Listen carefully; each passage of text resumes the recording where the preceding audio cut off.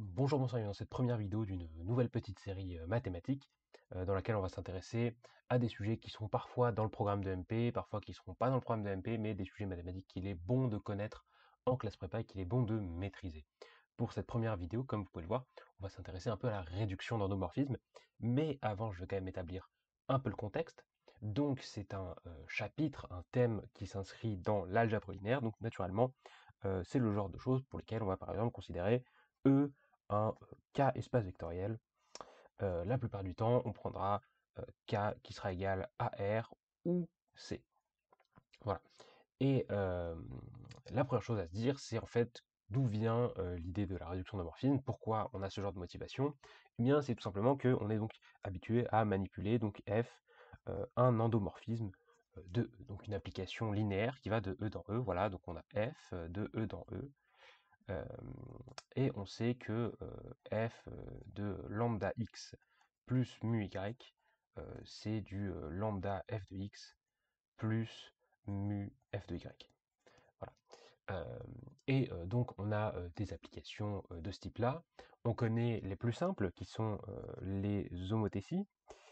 Euh, donc ce sont les applications, donc la plus simple d'entre elles étant l'identité, hein. On a l'identité, donc c'est l'application qui a x va associer x. Excusez-moi si j'ai fait une petite erreur sur ma flèche. Mais on en a plein d'autres. En fait, on a toutes celles qui sont de la forme f lambda qui a x associe lambda x. Ce sont les applications qu'on connaît bien, particulièrement si vous avez quelques souvenirs. Vous connaissez par exemple les applications linéaires de R dans R, hein. Ce sont celles qui forment des droites, donc qui passent par l'origine. Et donc, c'est le genre d'application qu'on aime bien manipuler puisqu'elles sont extrêmement simples. Mais après, comme vous le savez, ça peut très vite se compliquer. On peut avoir par exemple des rotations dans le plan, hein. Donc, par exemple, cette fois, je vais l'écrire avec une matrice. Euh, Par exemple, on a la matrice Rθ qui s'écrit donc de la forme cos θ, sinus θ, moins sinus θ, cos θ, qui correspond à la rotation d'angle θ dans le plan. On a des symétries, on a des projections, bref, on a beaucoup d'applications possibles. Et donc ça entraîne une complexité assez importante, et on n'a pas trop envie de s'embêter à toutes les cataloguer. Euh, et donc ce qu'on aimerait bien, c'est avoir des applications qui sont définies dans la base canonique, hein, donc c'est-à-dire f, défini par rapport à E1, En si on est en dimension finie, tel que on est EI, ce soit le vecteur 0, plein de 0, 1, 0, hop, et plein de 0, avec votre 1 qui est en I. Voilà. Ça, ce serait par exemple en dimension finie. Mais de la même manière, en dimension infinie, par exemple, en dim infini, par exemple, sur, sur R crochet X, voilà, donc les polynômes à coefficient réel, on a par exemple f qui a P associe P', bon ça c'est une application linéaire, bref, elle par exemple on peut l'exprimer, on peut dire qu'on a f de x carré c'est 2x, f de x cube c'est 3x carré, et on peut la définir en fonction de la base canonique. Oui. Et donc, bref, tout ça, comme j'ai dit, ça entraîne des applications qui peuvent parfois être assez complexes, voire par exemple tout ce qui est projection, symétrie, composé de plusieurs trucs comme ça. Et donc, ce qu'on aimerait bien, c'est pouvoir dire, est-il possible de trouver une base? Voilà, peut-on trouver. Alors attendez, j'arrive pas à écrire. Peut-on trouver des vecteurs, voilà, tels que f se comporte comme une homothétie, voilà, se comporte bien.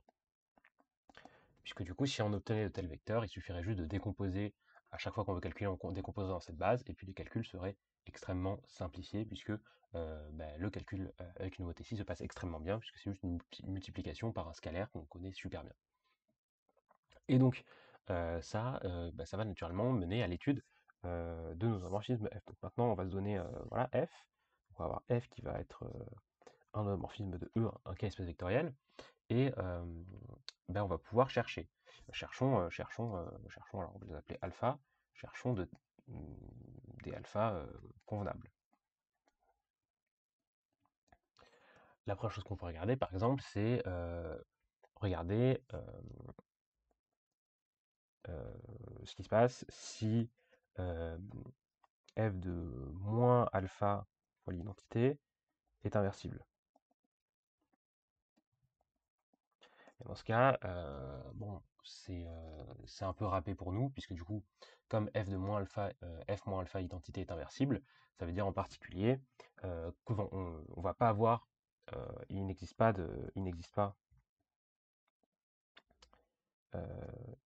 x appartenant à E tel que f de x moins lambda x égale 0, c'est-à-dire f de x égale lambda x. Donc c'est déjà râpé. Et dans ce cas-là, on va dire que alpha est une valeur régulière. Voilà. C'est une valeur régulière de notre application f. Maintenant, il est possible qu'il se passe d'autres choses. En particulier, on peut avoir par exemple ce qui se passe lorsque f de moins alpha identité n'est pas inversible.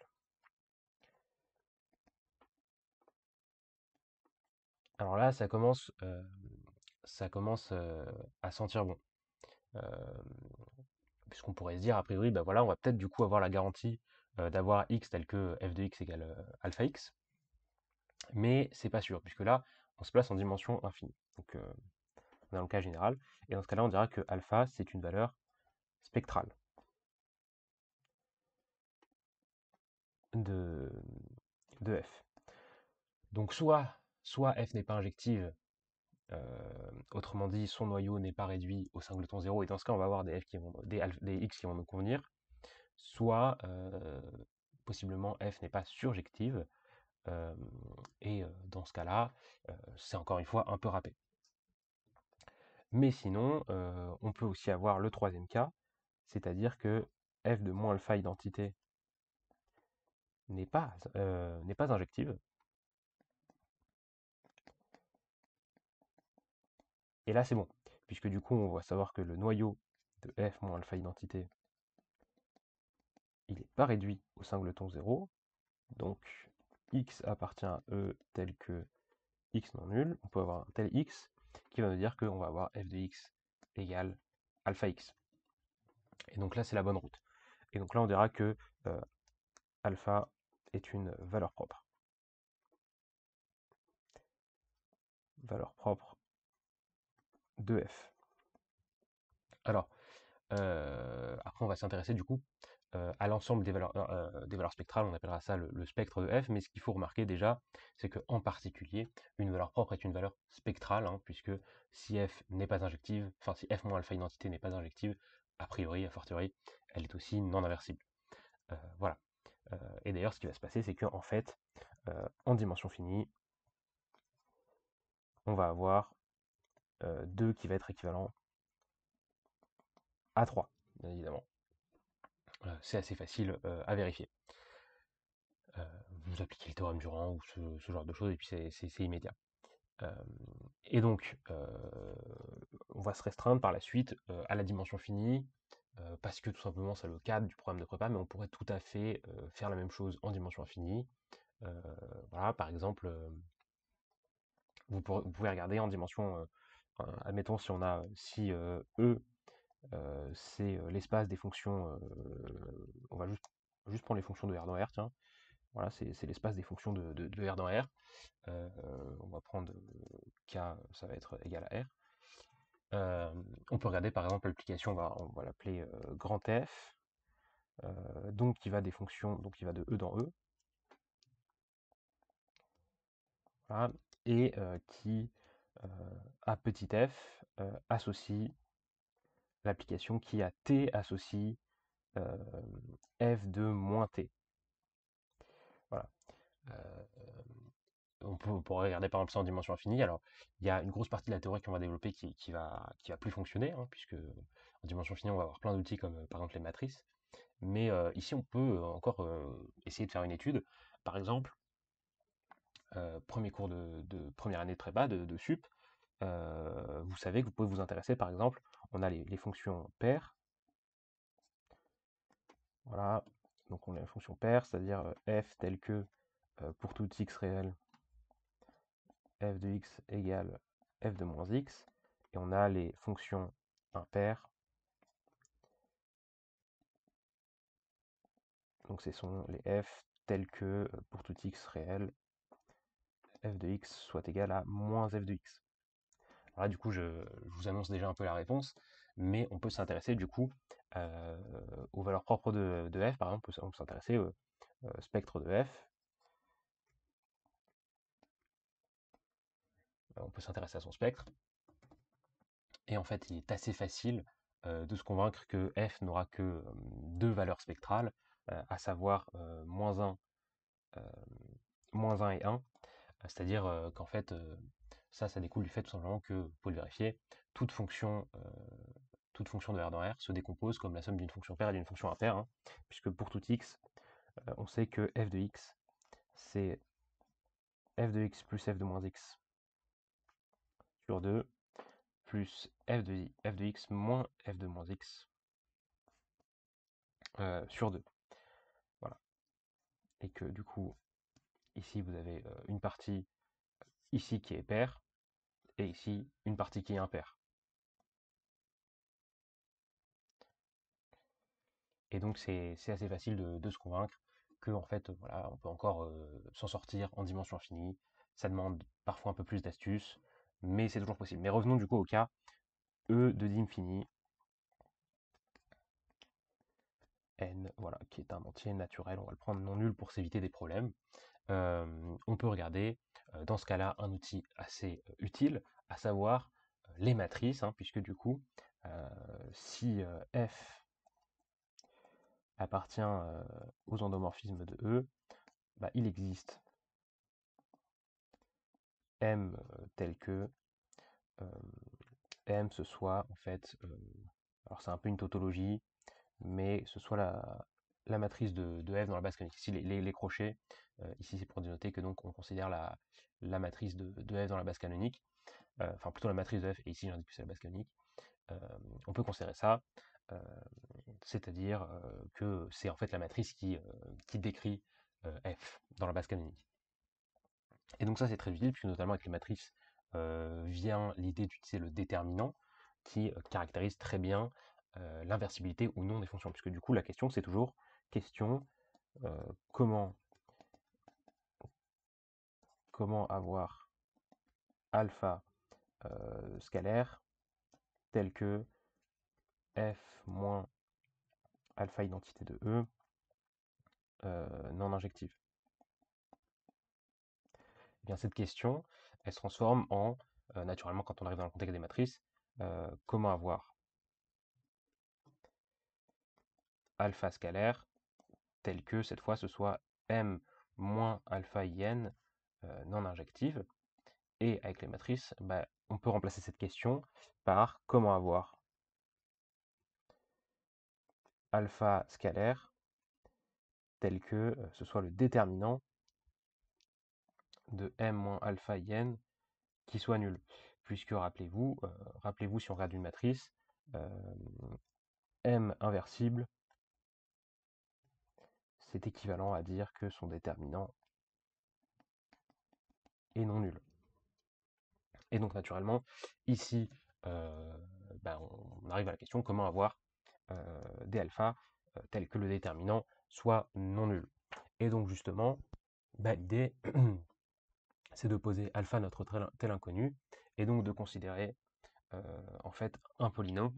Alors ce polynôme, du coup, je ne vais pas prendre le déterminant de m moins alpha in, puisqu'au programme c'est l'inverse en fait, c'est on va poser,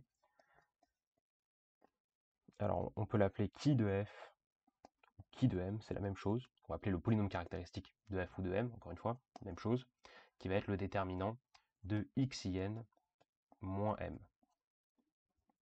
Donc ça, naturellement, ça va être un polynôme, hein, puisque du coup, c'est un déterminant, donc vous pouvez le calculer à la main, et vous allez voir que ça va très bien se passer. Et donc, ce qu'on va voir, c'est que alpha, c'est un polynôme, et donc naturellement, on peut l'évaluer. Et donc, qui de m évaluant alpha égale 0, ça va être équivalent à alpha, valeur propre de m. Et donc ça, on peut juste le réécrire en disant alpha va obtenir ce qu'on va appeler le spectre de m. Je l'écris SP de m. Et donc ça, c'est super utile, puisqu'on a plein d'outils qui arrivent dès lors que les polynômes débarquent. On va d'ailleurs, pour cette première vidéo, voir 2-3 trucs très utiles.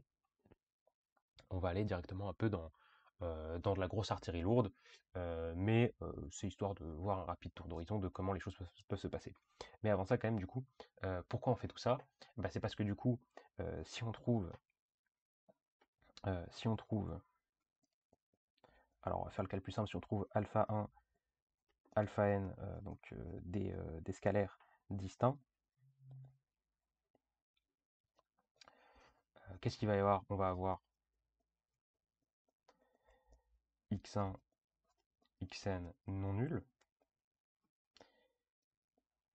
tel que, pour tout i appartenant à un n, donc on va avoir f de xi va être égal à alpha i xi.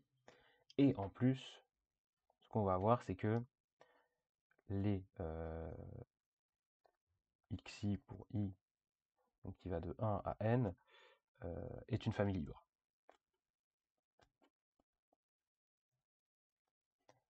Une famille libre de E, de cardinal n, donc une base de E. Et donc maintenant, ça va grandement nous simplifier la vie, puisque si on veut calculer f de x, si on veut f de x, il suffit de dire qu'on a x, ça va s'écrire en sa décomposition dans la base qu'on a trouvée. Donc ça va être la somme des lambda i xi, pour i allant de 1 à n.